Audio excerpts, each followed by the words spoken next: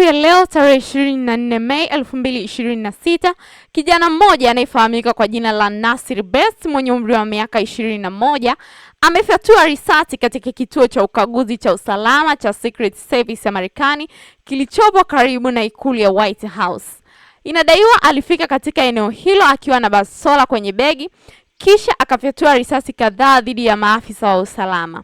Maafisa hao walijibu mashambulizi hayo na kujeruhi, ambapo baadaye alipelekwa katika hospitali ya George Washington University na alitangazwa kufariki dunia. Hakuna afisa wa usalama aliyejeruhiwa, ingawa mpita njia mmoja alijeruhiwa vibaya. Rais wa Marekani Donald Trump alikuwa ndani ya ikulu wakati tukio hilo likitokea na kupata madhara yoyote. Eneo hilo liliwekwa chini ya ulinzi mkali na kufungwa kwa muda mfupi kabla ya hali kurejea kawaida baada ya takriban saa moja. Kwa mujibu wa ripoti, Best alikuwa akiishi Washington DC kwa takriban miezi 18 na alikuwa tayari anafahamika na Secret Service kutokana na matukio ya awali, ikiwa ni pamoja na jaribio la kuingia kwa nguvu katika eneo la White House mwaka 2025. Pia aliwahi kuwekwa katika kituo cha afya ya akili kwa uchunguzi, na mahakama iliripoti matukio ya awali ya tabia zisizo thabiti.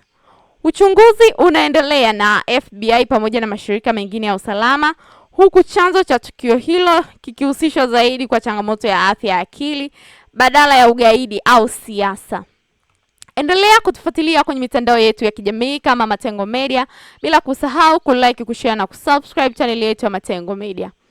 Mpaka wakati mwingine, bye.